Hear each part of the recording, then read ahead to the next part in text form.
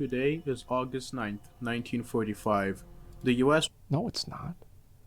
drops 2 atomic bombs on Hiroshima and Nagasaki, turning the cities to dust and ending the lives of more than 200,000 people, shortly after which Japan surrenders. Yep. In celebration, the US government creates and publishes a tabletop board game called Nuclear Love, themed according to the operation performed. It was Okay. made for 2 players, where one would be playing on the side of the US, and the other would be playing as Japan. Got The it. game features dice that look like Can Japan win in the game, or do they just like does like the U.S. start with like 50 pieces and Japan starts with like 3? Like how does this work? Yeah. miniature atomic bombs, and Savage, the person yeah. who manages to bomb the other's city capital first wins. By rules of the game, however, the US side would always have the first turn, which brought natural advantage, Right. and the board game, despite the patriotism and popularity, failed on the market. Sounds like a rather unethical piece of military propaganda that nullifies the tragedies, right? That's because nuclear love never existed and I just made it up. But there is a similar Okay. situation that does exist that follows this formula, and it is about to be released. Yeah, I never heard that either. That was clever. That's such a good way to start a video. That's actually so good. This is a great intro. And its name is Atomic Heart. Okay. I want to preface the video by saying that if you're the type of person that is still going to buy and play something like Hogwarts Legacy despite its infamy, you might as well click off, as I'm going to explain why it's a bad idea to purchase and play Atomic Heart. Okay. Let's hear Go it. on, you have a Joe Rogan podcast to catch up on, or play Call of Duty or something. There actually was a few clips from like the one where Lex was on. I was gonna watch that, but I'm not gonna do it today. I'll probably do it like maybe in a couple of days. I don't know. Yeah, but like the Off you AI go. stuff. Being Ukrainian myself, I'm making this video to spread awareness. So even if 100 people see this, I'm satisfied. Okay. Even if one person cancels their pre-order because of this video, I'm satisfied. I will be turning monetization on for this video if possible, and all revenue from this video will be going straight to local Ukrainian charities. But let's start with the Okay. basics. What is Atomic Heart? Atomic Heart is a video game set to be released on February 21st, 2023 that is positioned by the developers as BioShock in the USSR. It describes the events of the Okay. alternative history of the 50s, where the Soviet Union emerged from the Second World War scientifically and technologically advanced, reaching the I don't see that as being a problem. I don't find this as fundamentally problematic. Yeah, I don't see this as being bad, because like the thing is, obviously this is a 20-minute video, but I'll give my general opinion. So I did a massive fundraiser whenever the Ukraine thing first happened. I completely support them. I totally 100% support them. But at the same time, I think that it's unfair to categorize civilians in Russia making a video game as the same as the country itself. I think it's very unfair. Many of them don't support it. They don't have freedom of speech there. They're massively inundated with propaganda. So a lot of them that think that Ukraine is full of Nazis and Russia is bombing to kill all of them as soon as possible so we don't have any more Nazis anymore. Like, that's what they think over there. Some of them do, I'm sure, because that's what the media feeds them.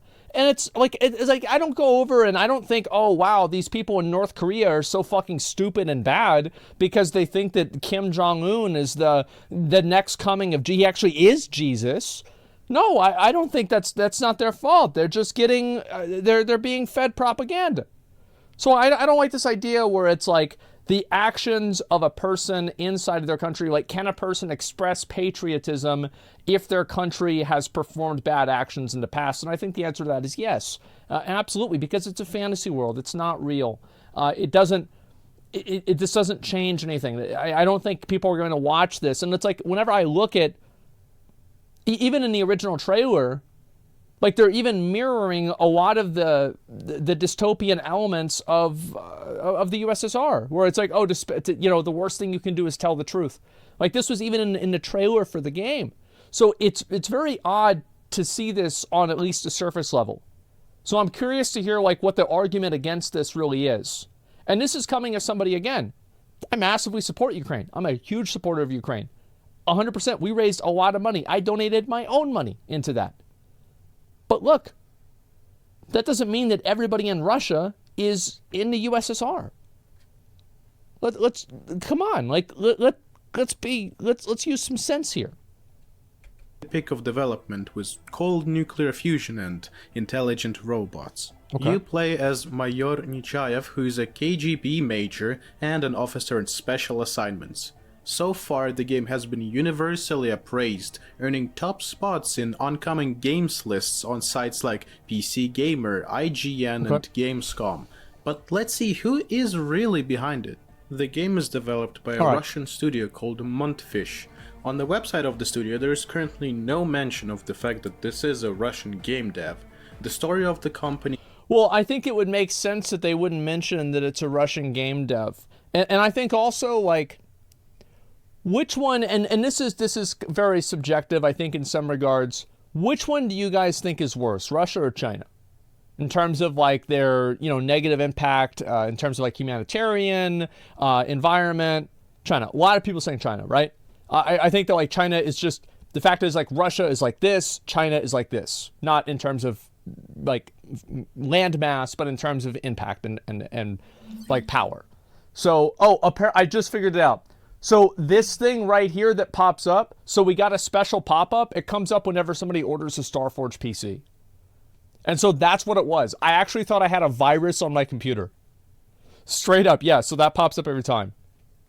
Yeah, there you go. That's a +1. So every time you guys see that, that's another Starforge PC that gets sold. There you go. And so anyway, where's I getting at here? Fuck, I got to try. Oh yeah. So if you want to look at the logic and say that because these people are from Russia and them promoting something that is like, I don't know if it's necessarily like pro-Russian because it seems like it's very dystopian, but let's assume that it is.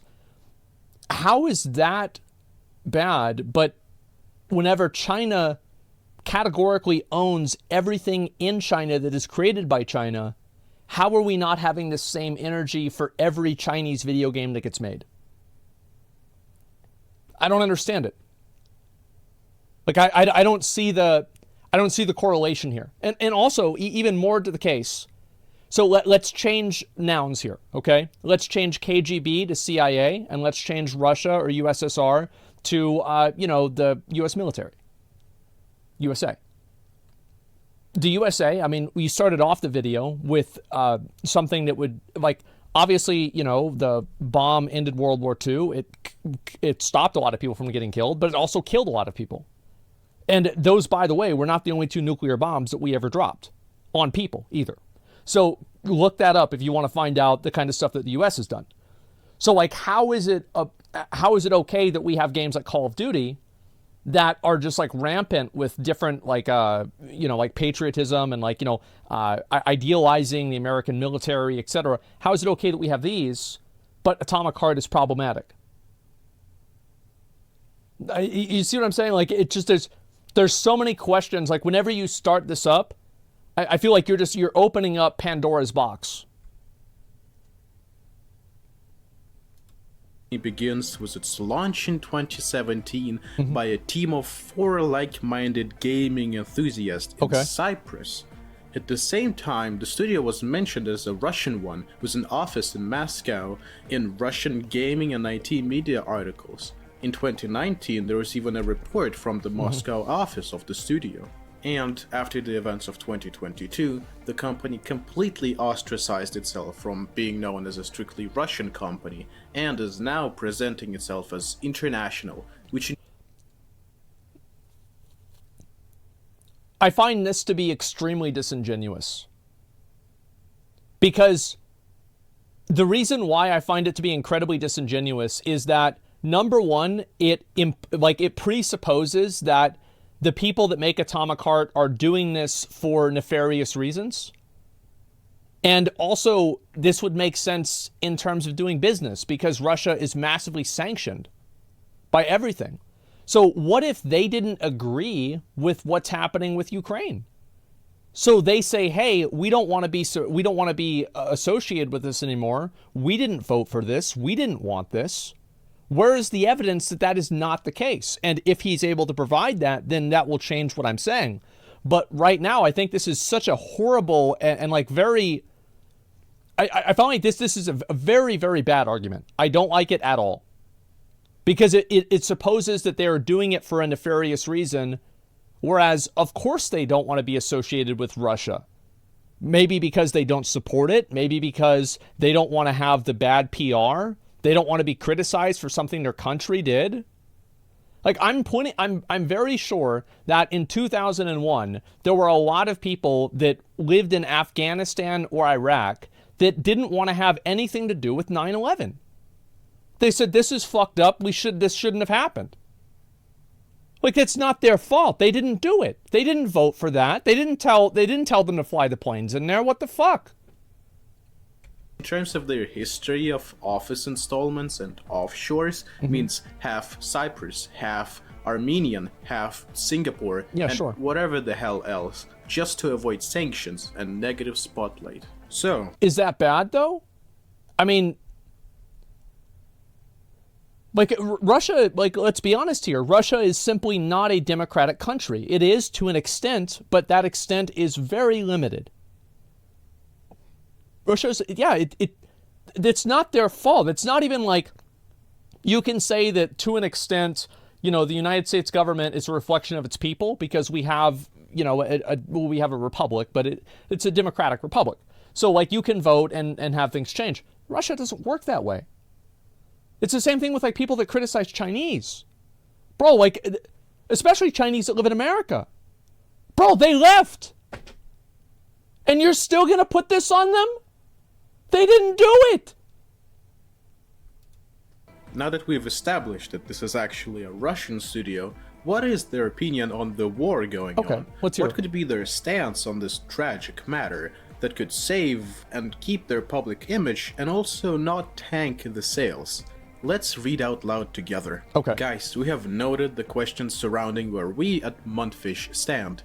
We want to assure you that Montfish is a developer and studio with a global team focused on an innovative game and is undeniably a pro-peace organization against violence against people. We do not comment on politics or religion. Rest assured, we're a global team focused... Hold on, stop. We do not comment on politics? You're making a game that's sole idea is USSR renewal and communism. Totally disagree with this. So I think that exploring a fantasy element of if like the war was different or something like that, this is a massively, completely different thing. So it's a video game. You are commenting on past events that have happened over 50 years ago that have been studied, dissected, and there are very clear winners and losers in some cases, right? With Stalin, etc. So you are providing commentary on that by creating a fantasy universe. This is not applicable or equivalent to a real life situation. Commenting on real life ongoing politics is totally fucking different than making a video game that has a setting from 70 years ago that plays out differently. And also, again, go back and watch the trailer for Atomic Heart. I think, yes, obviously there is some, you know, there's some level of like futurism and like Soviet futurism with it, but this doesn't seem like a nice place to live. This place looks like a shithole. Like, I mean, really, like, yeah, and look at the whole thing. It's bad. So, yeah, I think it's really weird that they're... So, like, and also you've got to keep in mind that, like, if these people are still in Russia, they've got to worry about, like, retaliation to, like, their family, themselves, if they say something that could go against their government. You see what I'm saying? Like, this is so ridiculous, man. It's so unfair. And even like even then, I think that one thing that most people agree on, I would say like 80-90% of people agree on, is that Russia were the They were the ones that effectively drew first blood with like attacking Ukraine. They attacked Ukraine. Whether you think that's justified or not, they attacked Ukraine. So if you say that you're pro-peace, I think that in general implies that you're also pro-Ukraine. Focused. Hold on. Stop. We do not comment on politics? You're making a game that's sole idea is USSR renewal and communism. You classified your game as inspired by Bioshock and Prey, yet you go the no politics. Yeah, I think this is so absolutely massively disingenuous. Crazy disingenuous. To compare video game politics to real life politics where people are actually dying. In my video game route? This is one step away from the types of gamers who say, I don't like politics in my video game, and then immediately open up Fallout. What absolute nonsense. Whenever people say they don't like politics in video games, what they really mean is they don't like heavy-handed politics that are put in by people that are trying to spread their minority opinion that actually is not held by the general population, but they're trying to use this video game as a Trojan horse to push that opinion or that agenda. That's what they're really saying, okay? It's not that they don't like politics, they don't like your politics. Get them the fuck out of my game. After that, their response to criticism regarding that tweet was simply to ban people, so it's a short end there. Now, let's look at the CEO of Montfish, whose name is Robert Pagratuni. Okay. Except that it isn't. His actual name is Maxim Zatsepin. Max previously had a position of a I also don't like this either. And this is actually something that I was really not a fan of, even they did this with like Donald Trump. I remember there was like the Drumpf or whatever. I find it very weird that you're trying to like hold people accountable for like, what is it like? So his original name is like some sort of this is a criticism of him? This is so weird. Why is he faking his name? A lot of people do this. Like tons of people do this. Like as far as I know, like, there are plenty of people that come from like Asian countries and other countries, and it's like they have their Asian or their Korean or Chinese name, and then they have their American name. Yeah, actors do this. Plenty of people do it. This is crazy. And like what I think also is like really weird about this is that it's like activism that's actually xenophobic. It's like anti-xenophobia activism that is xenophobic in itself. Creative director / top manager in Mail.ru, which is now presented as VK, the biggest social media platform in Russia. Yep. It doesn't take much to figure out that a platform that is based in Russia, directed and controlled by Russia, and is used only by Russians will have a strict pro-Russian stance. But it doesn't end there. Meet Yevgenia Sidorova. Well, he lives there.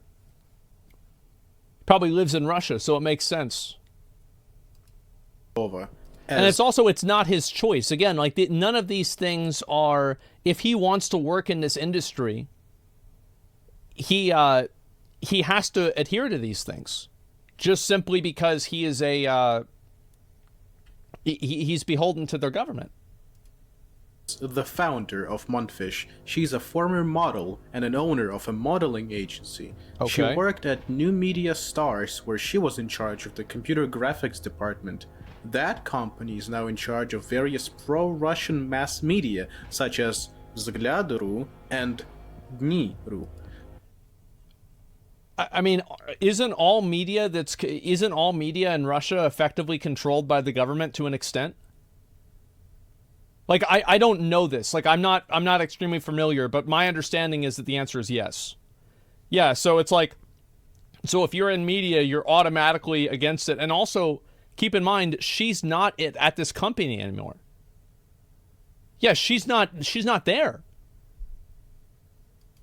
According to the former employees of the company, all Montfish transactions and checks are on her behalf. Let's roll back the time a little bit. Okay. The game has been in development for quite a while, and by quite a while, I mean at least 7 years, with its earliest trailers dating back to 2017. Okay. And the scene in 2017 and 2018 wasn't as smooth for them. Many people got interested and excited, but a lot of people were skeptical, the reason being a shady system of pre-orders. Let me paint you There's barely any videos, probably fake, there's no gameplay shown.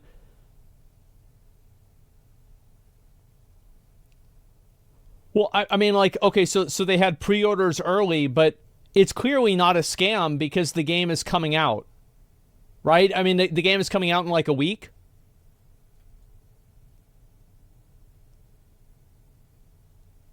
Reason being a shady system of pre-orders. Let me 10 paint you a days, yeah, there you picture.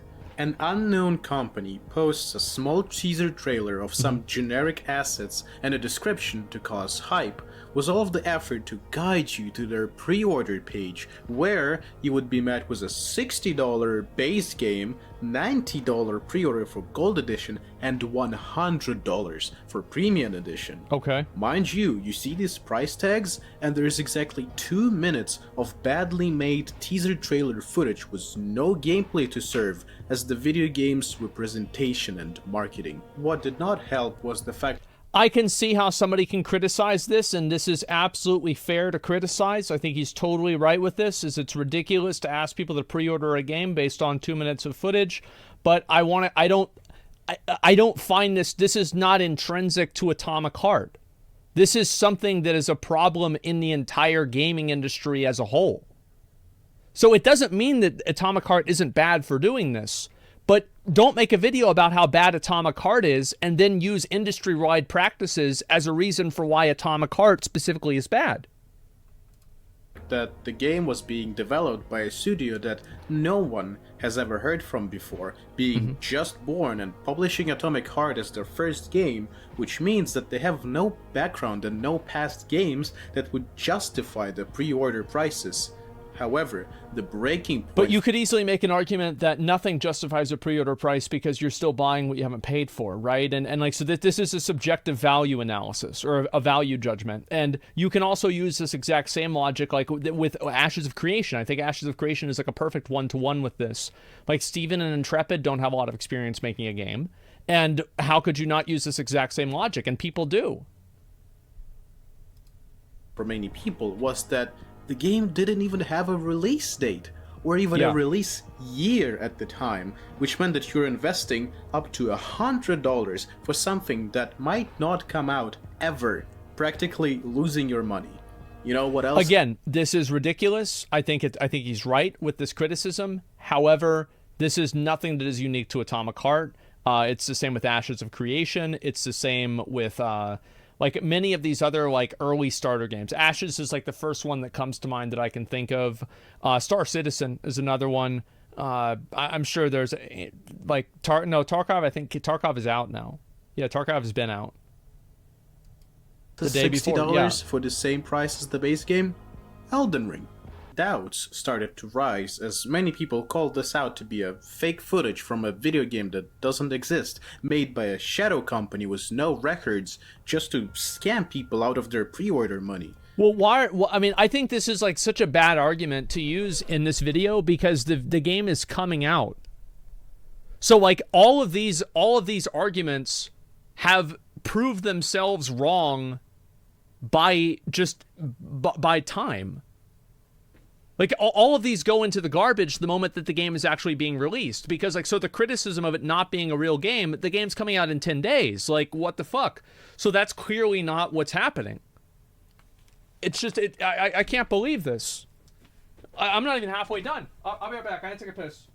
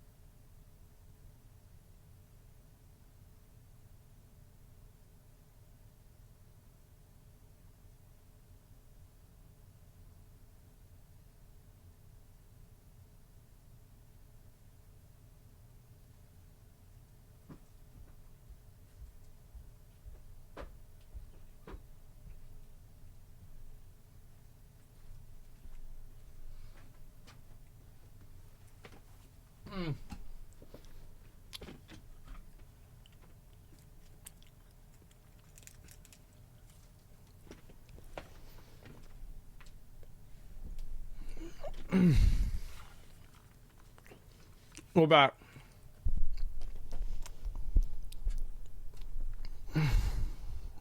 Showing Microsoft checked to see if it was real. They have to port the game to their platforms.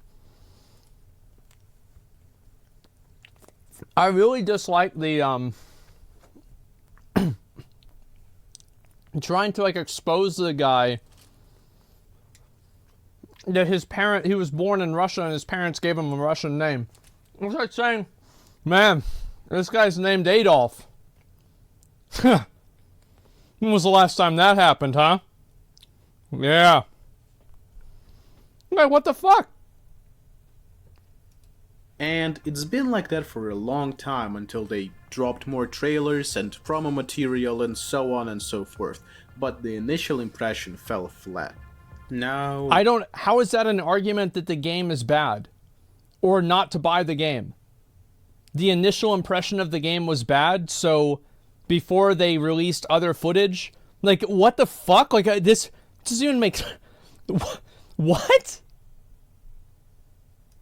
Let's talk economics. Okay. If you were to buy one and spend $60, where would these $60 go?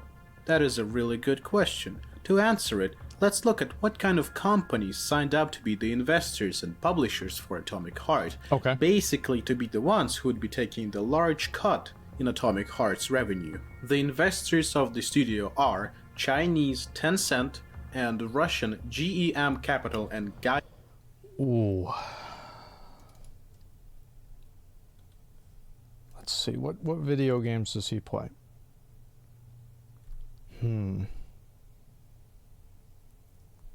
Does Tencent own any of Bungie? I don't know. Yeah, I'm actually not sure. That's the only other game he plays. Let me actually look that up.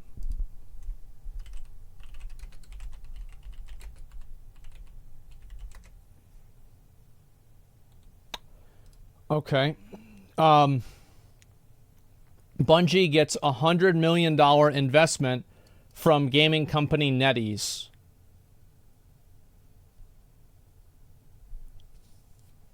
Oh,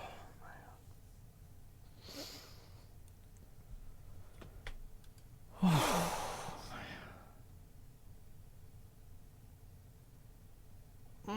Man. Oh. What do you even say to people like this?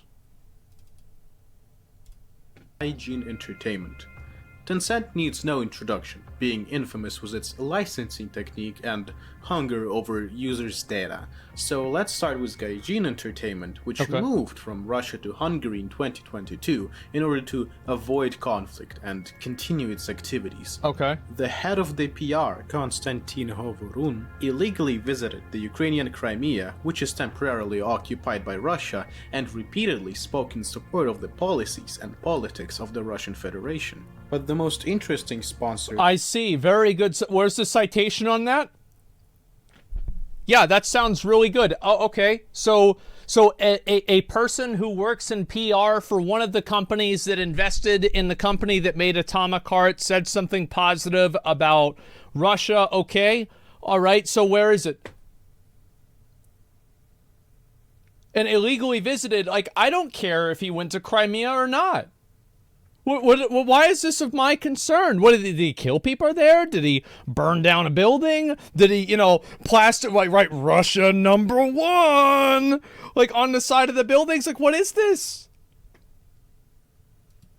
There's GEM Capital.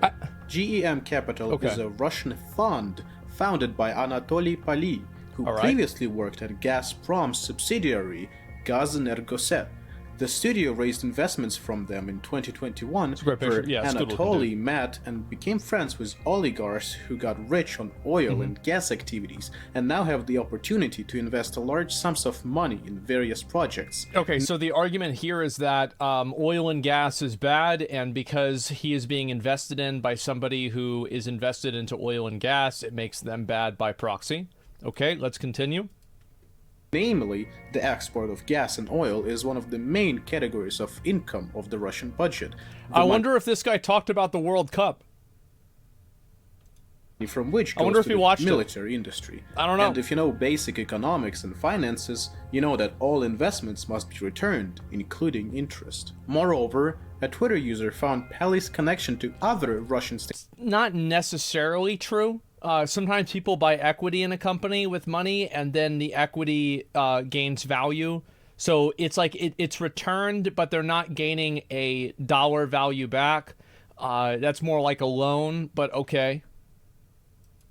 State institutions, such as the sanctioned, systematically important bank VTB. The game attracted as many as 4 publishers: Xbox, 4Divinity, Focus Entertainment, and Vkey Play. Let's focus on Vkey Play. It is known to be a gaming division of the former Mail.ru, the same Mail.ru who had Maxim Zatsepin as their former top manager. And again, it is closely connected with the Russian government and participates in many initiatives of the Kremlin. If Atomic Heart is being developed with money that originated from sanctioned... I want to say that they would participate in many initiatives with the Kremlin, whether they want to or not.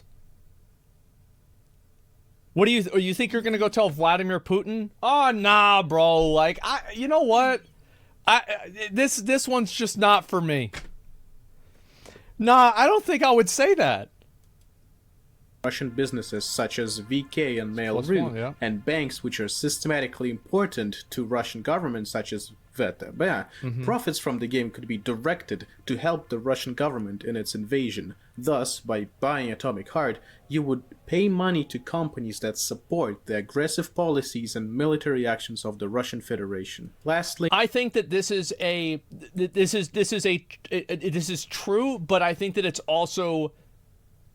contextualized too strongly around Atomic Heart.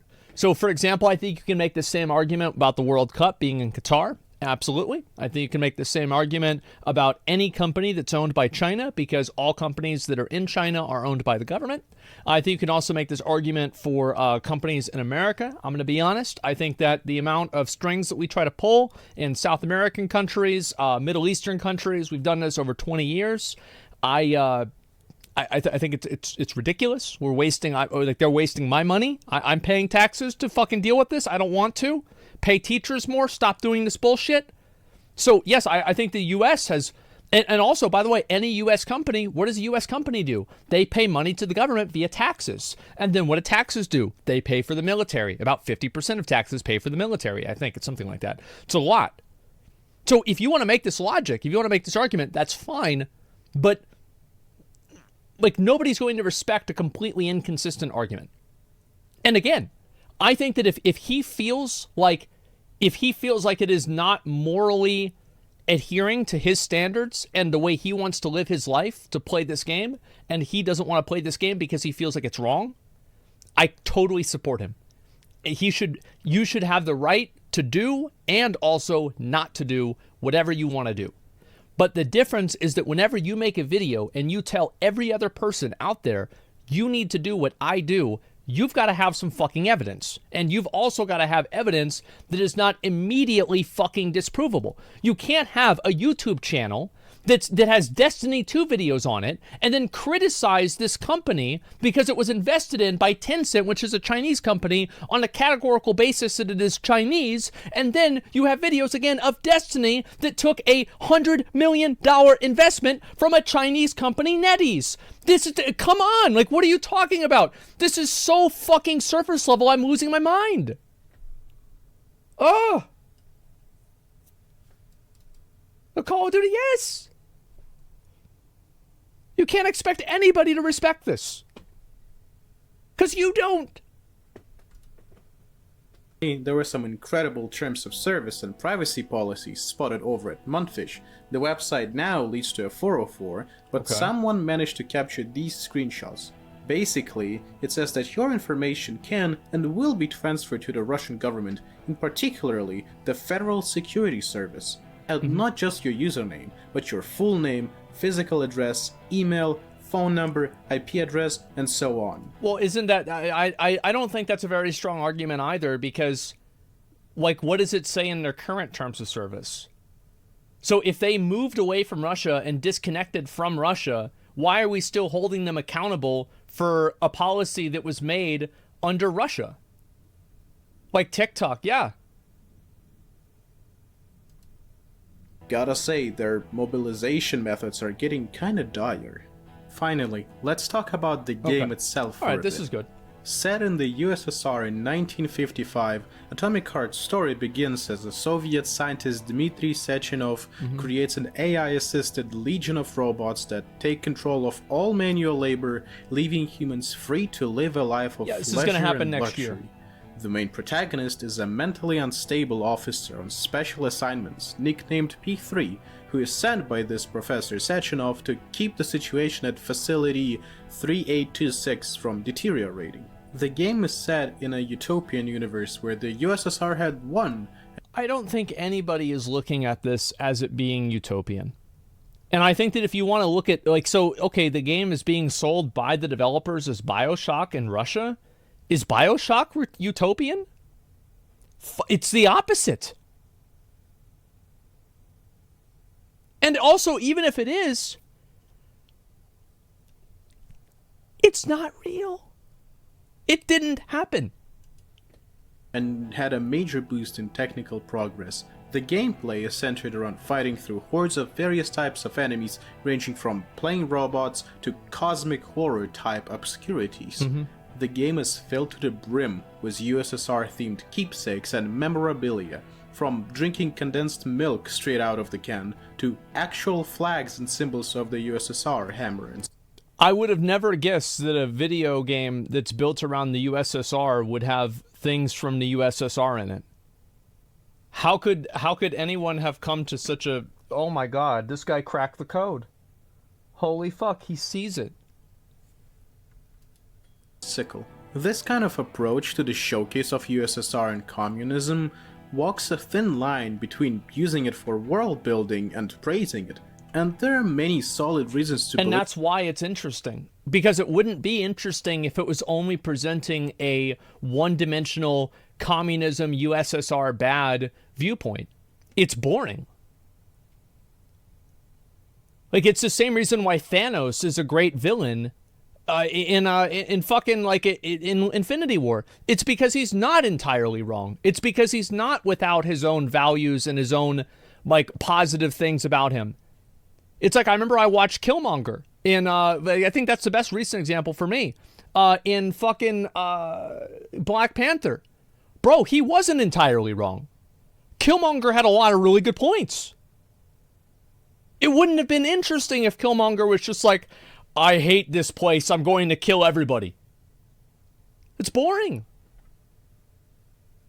Ozymandias, yes, that's another great example. Ozymandias, incredible fucking villain. Holy shit, he was so good. And he was right, and it worked. That's what makes a good villain. So he's upset because the story has depth. That this line has been crossed completely right into promoting and idealizing the USSR regime. Wait, hold up. Right into many solid reasons between using it for world building and praising it. And there are many solid reasons to believe that this line has been crossed completely. There are many solid reasons to believe that this line has been crossed. Right into promoting and okay, this line has been crossed into promoting the Soviet lifestyle. Name one. Where are they? I don't see them. Where are the reasons?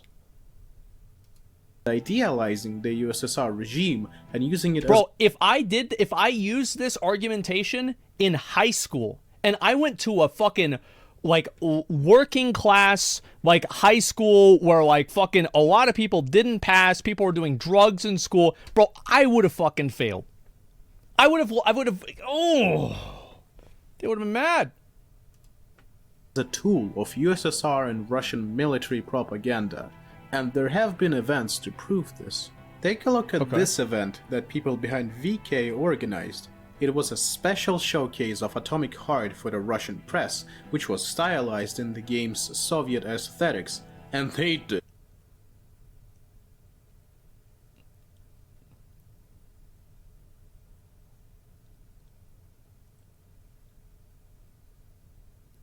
Oh my god. not go stingy on the decorations, huh? The event included a Of course not. It's because VK, you said they were invested in this. So they held a big investor meeting, or like a press meeting, and they put a lot of money into it because they want their investment to do well. dinner in a large banquet hall where you could see Soviet-style slogans like "Glory to the Soviet engineers" or "Comrade, join the Society of the Future." One of the users in Twitter replies said, "Imagine if developers of Wolfenstein had a Nazi-themed party," and I would say that's well said. Let me think of a good parallel to that. Nazi-themed party. Let's see. I think this is probably one of the stronger arguments I've seen in the video. I'm trying to think like how that would make sense. Yeah, I think this is a stronger argument. So it's a game. What's wrong with the party? I think that a lot of people would perceive. I mean, come on, guys. Like, if people had a Nazi party, a lot of people would be upset about this. Definitely. For sure. Yeah, okay, all right. If you want to use that logic, I'm sure that I can probably come up with other examples, and I think that you can use, different U.S. propaganda and different video games that were advertised through that propaganda, especially around, like, Desert Storm era, stuff like that. Now, I think you can easily use this as a parallel, but Nazis are like, Nazis is like, that's like the worst one, right? So I'm trying to think of other examples that would, like, kind of make sense. I think that's probably the first one, that first one I can come up with. Wolfenstein made fake Nazi propaganda movies? Oh, Wolfenstein made fake Nazi propaganda movies? Is that true?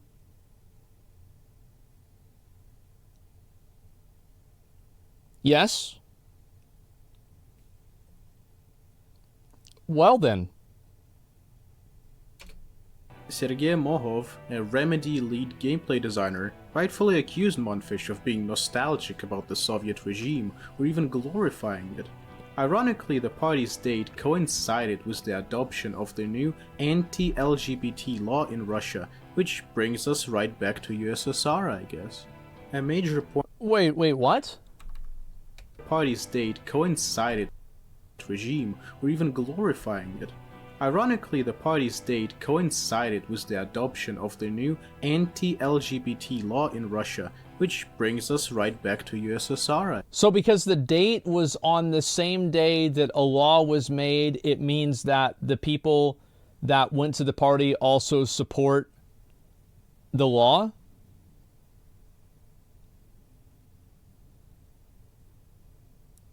I don't have a tinfoil hat here, guys, so we're just going to have to pretend like I do. I guess.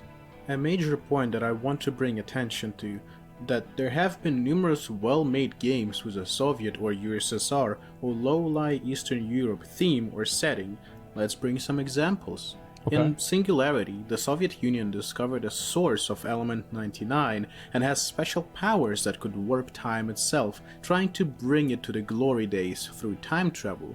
If you're in the mood for video games that came out 15 years ago but already played through all the world-famous ones, you should give it a try. In Half-Life 2, the setting of City 17 has not been directly said to be in a specific part of the world, but it's clear that it's been influenced by Eastern Europe's architecture and style. Bulgarian art director Viktor Antonov, the person behind City 17 and Dunwall of Dishonored, mentions his childhood hometown of Sofia as main inspiration for City 17.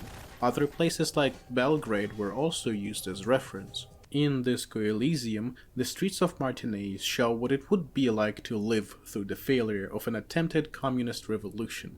You can still see artillery damage and bullet holes in the walls, notes the lead writer Helen Hinpere. There's this feeling of being stuck in the past. People of Soviet and post-Soviet era are very familiar with this feeling, especially those who live in countries like Moldova or Estonia, which is the homeland of the game's lead designer, Robert Kurvitz. The game takes its own spin of what being a communist entails through its own political vision quest and partially the main quest. I won't spoil it, and I do suggest you try it out yourself. Coming back to Atomic Heart, another Okay, so like, I feel like there's like a part of this that's missing is like the comparison and what makes Atomic Heart different than these other games. Like you can't just be like, oh, well, these are other games that are good, but why are they good and how are they different? point that rubs me the wrong way is the recent marketing strategy. Okay. It seems like their marketing team realized that their previous shady strategy has failed to bring in pre-orders, so they went with another plan to make typical capital G gamers buy their game, which is of course none other than through sexualization and objectification of women. So far I have avoided...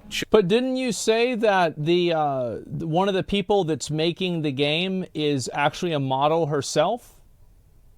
So wouldn't that kind of make sense that there's some sort of objectification if one of the people that's like involved at like the highest level is a model and doing this kind of stuff? Yeah, I this is just so odd.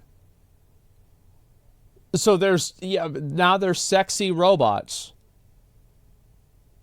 Wait, huh? No, he said earlier, here, we're at 1553. Let me see if I can go back and find this. Where he goes through the people that were involved. Fuck, was it really early on? Yeah, let me see if I can find the part where he was talking about the people that were there. It's 1553, right? In from the company and as an installment of Singapore. So... where the fuck is it? 7 Russian fish. Who is the devs? Okay, so word from the company and office in happy to spot. What is there? Sorry about this. Montfish. Folk island. This of okay, here we go. Figure out that it was only by meet her model, where she was in charge owner of a modeling as the.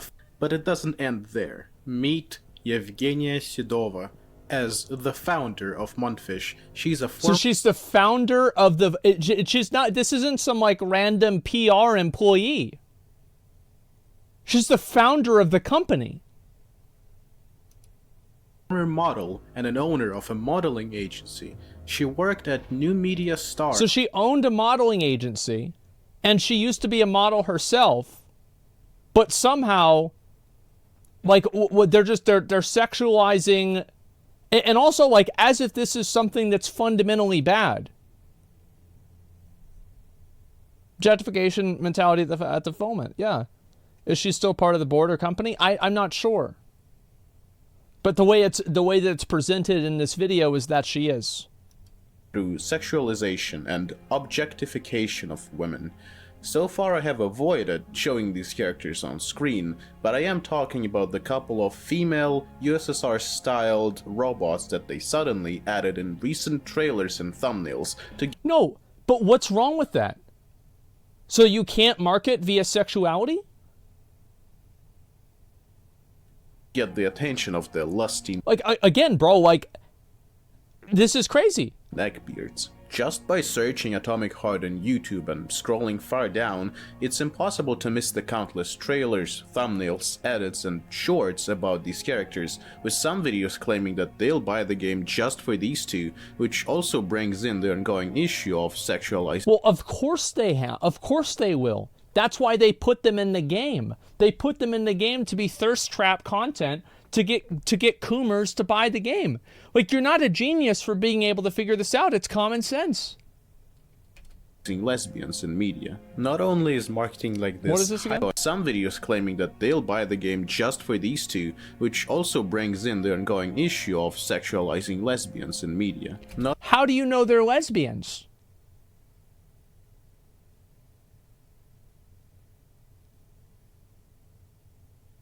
Like, how do you, like, I mean, number one, they're robots. Number two, they could be bisexual.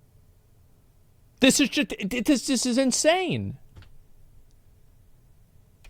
Not only is marketing like this highly unethical and immoral, as we've been fighting with objectifying and sexualizing women, especially in media and advertisements, especially Okay, that's fine. Like, and this is a viewpoint that he is allowed to have. If he thinks it is immoral to market through sexuality, categorically, I think that's totally fucking fine. Like, it's okay. I mean, I don't really see a lot of, I mean, like, he's not really doing any sexual videos. It seems like it's not really an issue. So, yeah, maybe that's something that he believes. That's his moral system. Totally fucking fine. But again, the reason why nobody's going to go along with this is because every other game does this too. So why is this something that's unique to Atomic Heart? Like, this is not an argument to not buy Atomic Heart. This is an argument about video games categorically. But it's also actually... Yeah, and it's a robot. It's a robot, guys. It's not real. It's not real. It's not even like this is a 900-year-old dragon girl that looks like she's 12. No, bro, it's a robot. She doesn't have a face. It's obvious. There's no innuendo here at all. It's a fucking robot. Legal. For example, in Ukraine, our parliament adopted a law banning sexism in advertising, which became active in January 2020. On advertising, what's this here? Discriminatory advertising containing usage of statement or images that are discriminatory based on race, place of agency, discriminatory advertising on the basis of gender, advertising containing statements and or images regarding the physical, social, and superiority of one gender over the other, or regarding stereotyping of role of men and women, promoting or humiliating derogatory attitudes, degrades human dignity based on gender, demonstrates gender-based violence, uses an image of the human body exclusively as a sexual object for the purpose of attracting the consumer's attention, and or references sexual relations do not relate to the advertised product. So uses an image of the human body. Well, it's not the human body, so that's already gone. Exclusively as a sexual object. It's not being used exclusively. Like, it's just, this is, again, he didn't even read his own page. They're literally dancing. Yes, again, yeah, he didn't even read his own content. 2. Elected officials have banned showing the superiority of one gender over another in physical, intellectual, or social aspect, showing stereotypical roles of men and women, gender-based violence, as well as the human body as a sexual object. In simpler terms, it's just gross and also, like, I don't agree with that. I think that you should be able to advertise via sexuality. It should be totally fine, especially if something is 18 plus. Why is that a bad thing? Yeah, what is this? Cheap, and what pains me to say is that it seems to be working. These YouTube shorts and edits are getting millions of views, quickly becoming favorite among the fans, who quickly started to spread rumors about a possible 6-hour sex scene in the video game. I'll be right back. I gotta get a drink. This is just...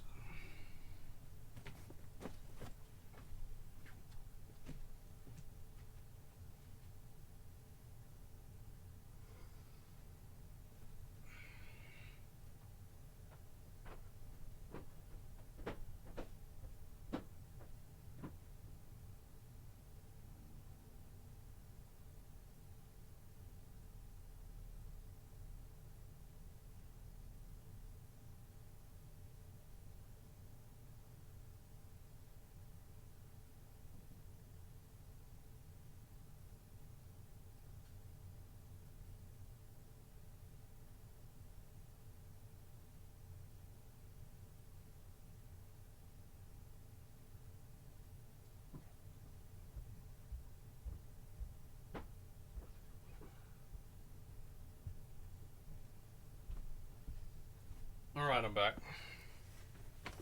I would say this is driving me to drink, but it's only a Dr. Pepper.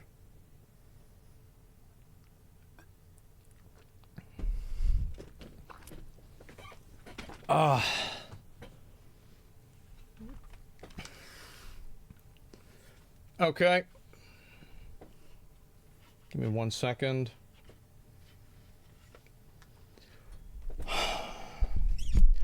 Number one, it wouldn't be 6 hours. I've watched how many late night commercials that say if it's over 4 hours, you need to talk to a doctor.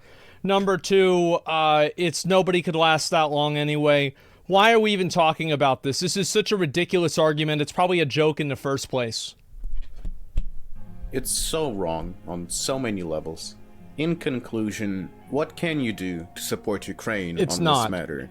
If you did purchase a pre-order of Atomic Heart, the first and the best step would be to cancel it, request a refund, and send that exact amount of money to Ukrainian charities. The second part is admirable, but not necessary. Simply canceling the pre-order is fine, and let's be honest, in this day and age, you shouldn't be buying pre-orders anyway. If Totally fine. you want to go a step further, you can do the following. You can go to the game's shop page, click on the complaint flag, select the item breach of the law, contains materials that violate the laws of your country, and write a similar Violation of the law in Ukraine on condemnation of the Communist and Nationalist Socialist Party regimes and prohibition of propaganda of their symbols. Sample the red star in the game logo, praising the Soviet in-game. Okay. text or something on that matter. In case you didn't know, Ukraine has implemented a law that restricts and bans all Soviet and USSR propaganda, symbols, and memorabilia. We had quite enough of that. If you simply want to stand aside and be an innocent bystander, there is a way as well. When the game comes out on February 21st, simply play a different game. It's that easy. Don't wishlist Atomic Heart, don't buy it, and go play something like Disco Elysium instead. You should wishlist Stalker 2 though. Some users could make a claim that they could simply pirate it and pay no money to the Russian devs and still enjoy the game. To that I can't say anything. At that point it depends only on your moral compass. If you feel comfortable playing the game after watching this video till the end, I've done all in my power and I can't control your wallet, so I can't stop you from pirating this game. It's just up to your morals and ideals at this point. In the description I'll be sending the links to all of the articles used for this video. Whether to check it is up to you. I want to give a shout out to Dirty Wall for helping a lot with the research part for this video, including tweets and articles. And this is why you shouldn't buy Atomic Heart. Misleading marketing, shady pre-orders, USSR glorification, and direct financial gain to Russia's military. I know that this is not a usual video I would make, but I had to spread awareness regarding this delicate matter. I know that this video might attract some enlightened centrist contrarians who will buy the game either way, and those I shall rightfully ignore. Have a good day, y'all. Yeah, I think these, I think he had maybe one good argument in the entire video. And I think the one, good argument that he had actually wasn't even his argument. It was a YouTube comment that if they had done the same event for, Wolfenstein for Nazi stuff, then it would have been perceived as being worse, which is true. Other than that, I feel like every single argument that he used was just horrible. They were very bad arguments. They're paper thin. They're either arguments about gaming as a whole, and it's being directed at Atomic Heart individually. Nazis are not the USSR as well. That's true, but USSR is very bad. Let's be honest about that. Wolfenstein can still do it, but without the Nazi symbol. I mean, the USSR killed more people than Nazis did. Yeah, USSR is also bad. I mean, guys, I don't want to have, the oppression Olympics here, okay? USSR bad, Nazis bad, let's move on.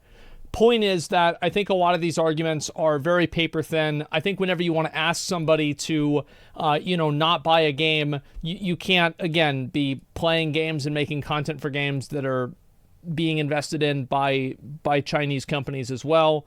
I think also, being able to explore a fantasy universe and do things like this, we don't really even know what the template of the game is, the story of the game. So to just assume that it's all about glorifying Russia, I think is kind of ridiculous. Also, I don't think that it's unfair. I think it's unfair for people to say that the Russian people can't be patriotic about their own country, even in the context of the Ukraine stuff. The truth is, many of them did not vote for that. They didn't want that. They probably don't care about it anyway. They might even know people in Ukraine. It's not their problem. This is a decision made by the government. They didn't vote on this. So to categorize all of the people that live in Russia or that have Russian names as being for what the Russian government is doing, I think is just so massively unfair. And it reminded me of whenever, what do you call it? Careful, wait, are people upset about this? Yeah, I'll take. Well, no. Wait. Was there anything that I said there that was wrong?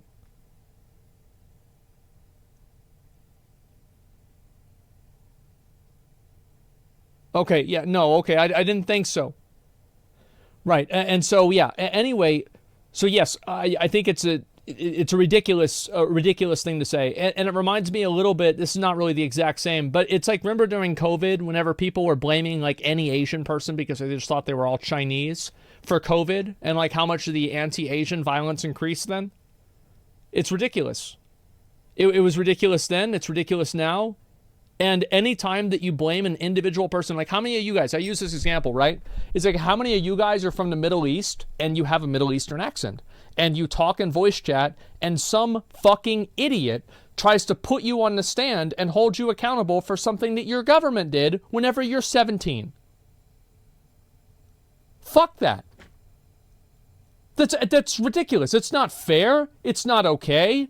It's stupid. And the worst part about it is the fact that the people that do this shit think that they're doing a good thing. That is the worst fucking part. Because it'd be one thing if they could just be pieces of shit and then say, haha, look at me, I'm such a piece of shit. But no, they have to do this and then pretend like they're on the right side.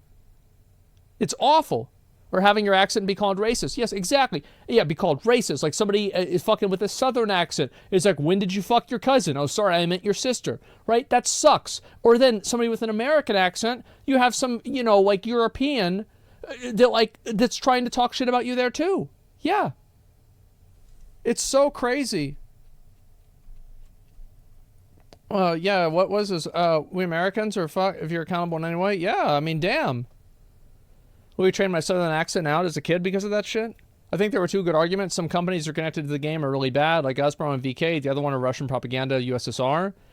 Just because they're Russian, they're talking again about restoring it. Just because in Russia, they're talking about restoring USSR. Yeah, but like, were they talking about that whenever they were starting to make this game, right? Is this game like coinciding with that, or is that just a coincidence, right? Because of course people are going to talk about stuff like that.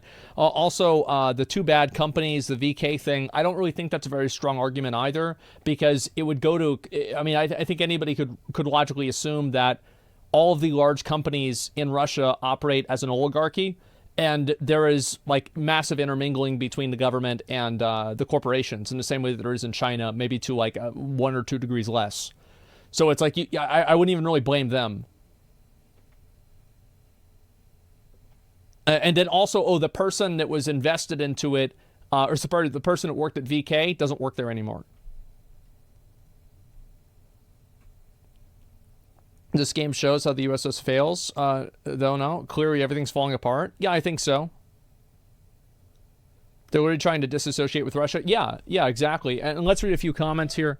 Some forced limit comments as they're being somewhat botted by more faceless, newly made accounts that anyone could realistically keep up with. I'm reading them, and I appreciate people take the time to keep their thoughts and feedback. I hope you can understand. So this guy's limiting comments. I mean, I don't... the thing is, like, so he's deleting comments that are disagreeing with him. I was under the impression the idolization we see in the game is a part of the endgame propaganda. Clearly something went wrong, considering there's an apocalypse. Perhaps the game story will reveal more. I guess we'll find out. I won't lie, you played me like a damn fiddle during the opening. Can't believe I tried to Google and Wikipedia. Yeah, the opening for this video was really good. Great videos, anything Lauren, video game boycotts. They simply just never work. That's true. Whole game has been such a weird thing to follow. First, I don't give a fuck about any of this, but this does seem shady, so thank you for putting light on. I also got the people that don't like politics play Fallout thing. I don't like politics, but I like Fallout and Skyrim. Depends on how it's implemented. Yeah, of course. So I think that obviously what happened is that this person got a lot of negative comments and negative feedback, and then they limited tweets or limited comments so that nobody was able to make negative comments. Because you can set it for videos where it only publishes comments after you approve them. 115k dislikes. I don't have that bot. What is the what's the bot? Yeah, can you? I'll link you guys a video. It has 106. People are saying it has 116k dislikes. So 46 versus 116k. Yeah, I just I mean, fuck, man. I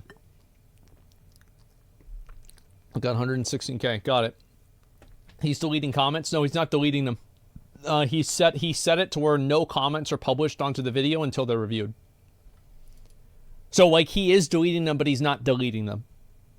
He's curating them. What ironic thing to remove comments of a video criticizing Russian propaganda.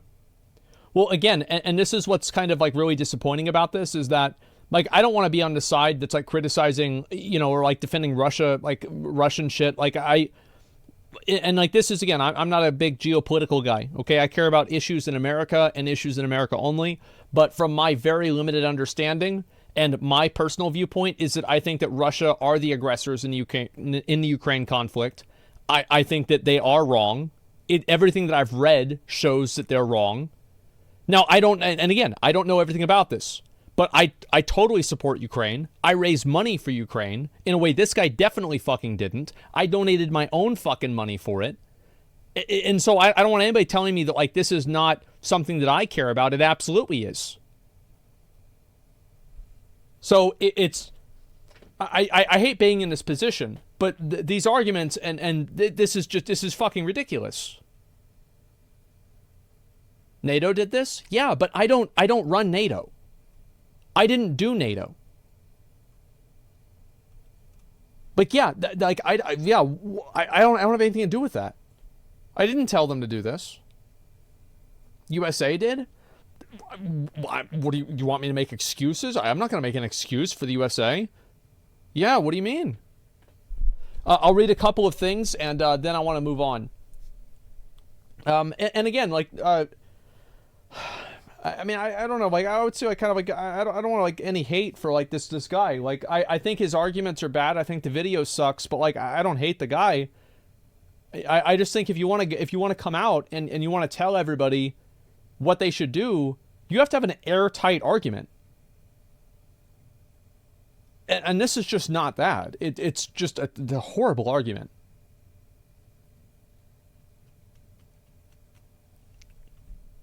What's this here?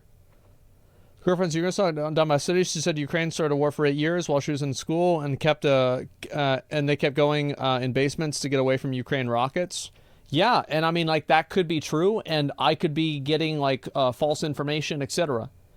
Again, I don't want, and like, I don't want you to convince me of who's right or who's wrong. I'm just talking about my personal opinion, that I do not promote this opinion. I don't talk about this because I'm not educated in it. I don't know everything that's going on. And the only time that I did talk about it was whenever I was looking at civilians being bombed. Anybody can look at that and say it's bad. It doesn't matter if it's Russia bombing them or the US bombing them. That's fucking bad. So, and we raised money for a charity that was helping people that were displaced by the war. You know, we're not raising money for a charity that's buying guns to shoot Russians. That's not what we did. Yeah, it's just crazy. And at the end of the day, developers just want to finish the game they started making 7 years ago. Yeah, I mean, we'll see what happens. And propaganda comes from all sides. Yeah, that's why and again, like, I live in America. I understand American politics and American problems the best, and that's what I try to stick to because that's where I live. That's the country I live in. That's the language I speak. That's the culture I'm part of. And I don't do that because I don't care about Ukraine or Russia. I do it because I respect them enough to let them solve their own problems and not go into their world politics, their problems, and be like, oh, here, let me, as an outsider who's never even been there, who doesn't even speak your fucking language, tell you how you should live your life. That's what I think. Question me? Yeah. I'm not going into it too much. Russian propaganda is killing people, especially their own. Propaganda is bad. I'll say it. You guys too emotionally charged to apply much logic to anything regarded to Russia and Ukraine. That can be the case. I mean, sure. The game might portray USSR as a baddie. Even if they don't, I don't think that's a bad thing entirely. I think you can have fantasy games that operate in different ways. I don't think that's bad at all.